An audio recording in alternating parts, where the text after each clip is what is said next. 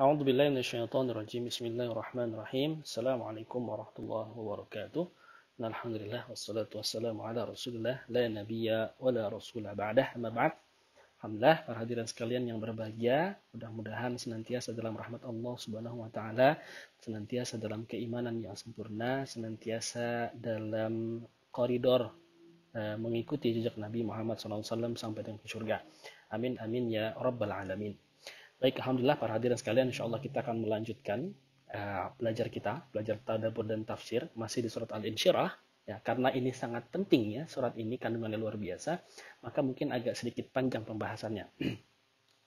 Baik, pertemuan sebelumnya kita sudah membaca atau mendengarkan beberapa pertanyaan yang dilemparkan oleh Allah Subhanahu wa taala kepada Nabi Muhammad SAW, yang mana pertanyaan itu dimaksudkan bukan karena Allah ingin penasaran dengan jawabannya atau ingin tahu jawaban sebenarnya, tapi lebih kepada penegasan ya. Sudah kita bahas juga di ayat yang pertama sampai dengan ayat yang keempat. Alam nashrah laka sadrak wa wada'na anka wizrak alladhi anqadha dhahrak wa rafa'na laka dzikrak.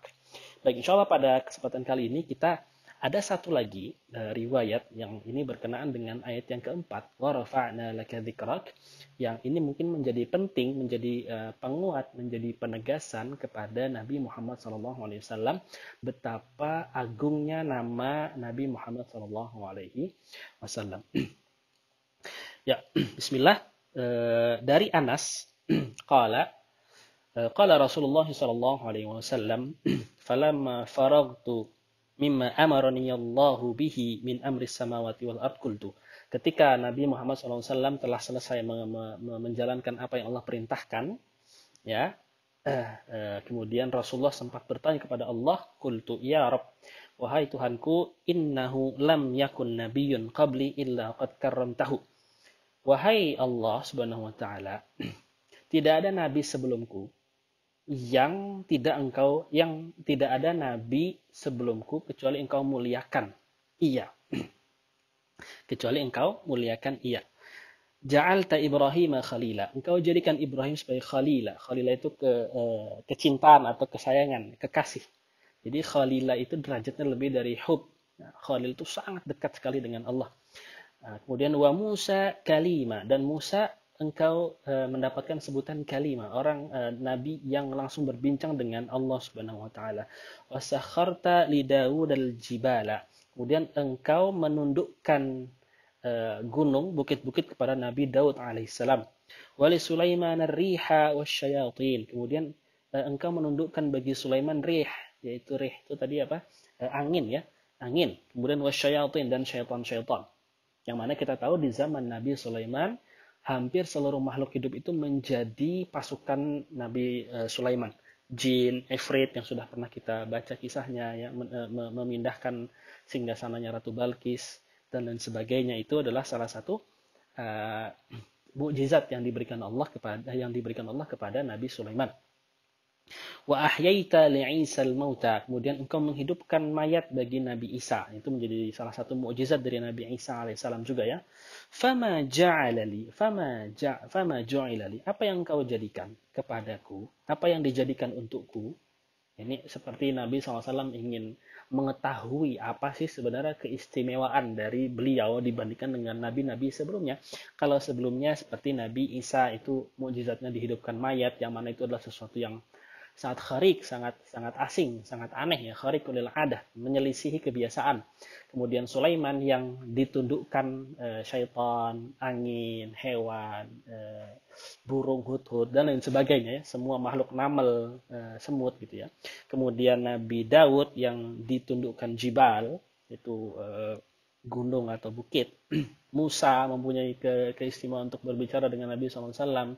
Kemudian Ibrahim yang punya gelar Khalilur Rahman, yaitu kekasihnya Rahman, kekasihnya Allah Subhanahu wa taala. Apa yang menjadi keistimewaan dari Nabi Muhammad sallallahu alaihi wasallam? Fama ju'ila li qala. Kemudian Allah bersabda, awalaisa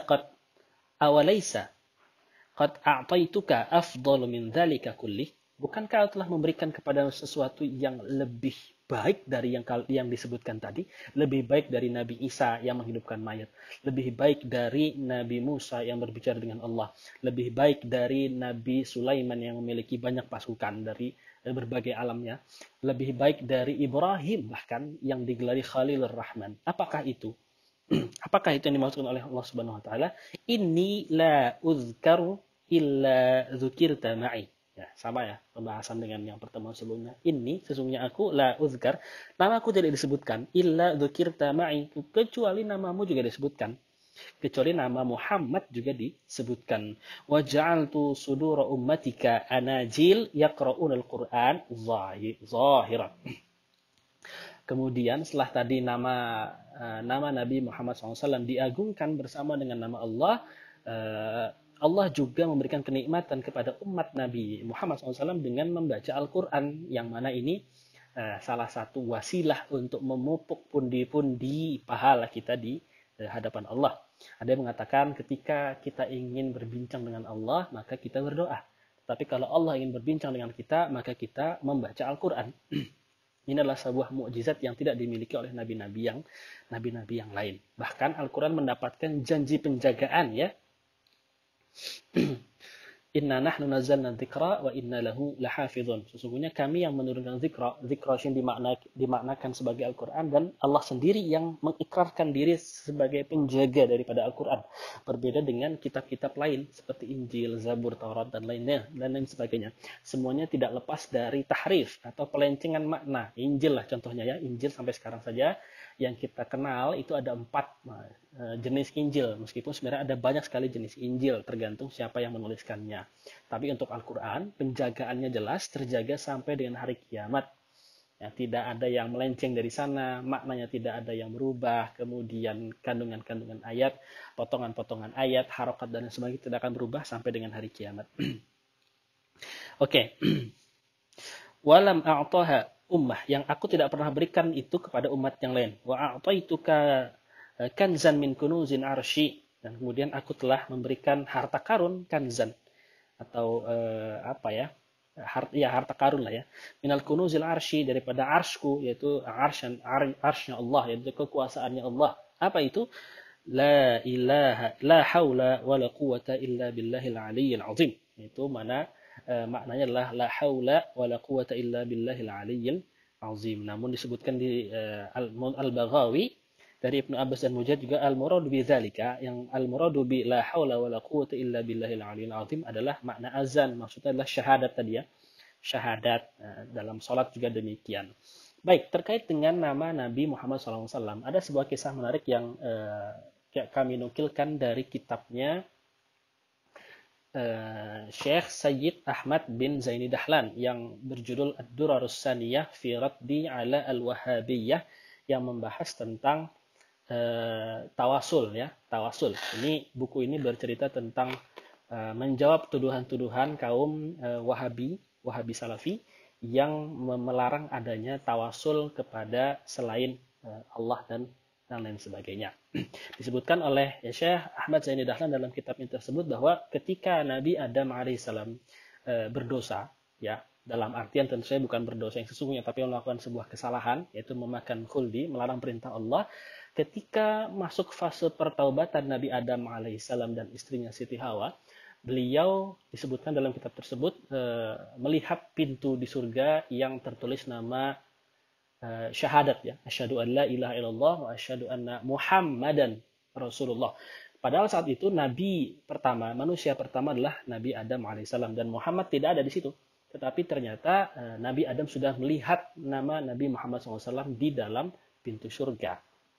Sehingga terlantunlah doa bihaqqi nabiyyika, ya Allah, astaghfiruk, atau yang kita mungkin pernah membaca di surat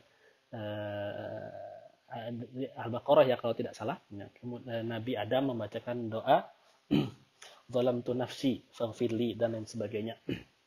Kemudian ditanya oleh Allah, wahai Adam, bagaimana engkau tahu Muhammad? Kemudian Nabi Adam menjawab, wahai Allah, aku tidak mengetahui sesuatu apapun selain dari pengetahuanmu. Kemudian aku melihat nama Muhammad tertempel di samping namamu di pintu surga. Maka tentu saja aku berasumsi bahwa nama itu adalah nama yang mulia, dan mudah-mudahan dengan nama itu, yang itu bukan nama sembarangan karena bersanding dengan Nabi Muhammad SAW, aku berharap dosaku diampuni. Alhamdulillah, kemudian dosa Nabi Adam pun diampuni, meskipun tetap tidak menjadi penghalang Nabi Adam alaihissalam untuk diturunkan ke bumi, dihadirkan ke bumi. Ini menjadi sebuah keistimewaan khususnya kepada Nabi Muhammad SAW, bahwa nama beliau bukanlah nama yang sembarangan, bukanlah nama yang biasa, tetapi sebuah nama yang menjadi syarat seorang manusia untuk selamat dunia dan di akhirat, yaitu melalui syahadat. Kemudian nama yang menjadi salah satu syarat dari sahnya salat beribadahan kita. Nama yang menjadi salah satu syarat amal-amal kita diterima oleh Allah. Selain ikhlas, yang kedua adalah ittiba, itu mengikuti Nabi SAW.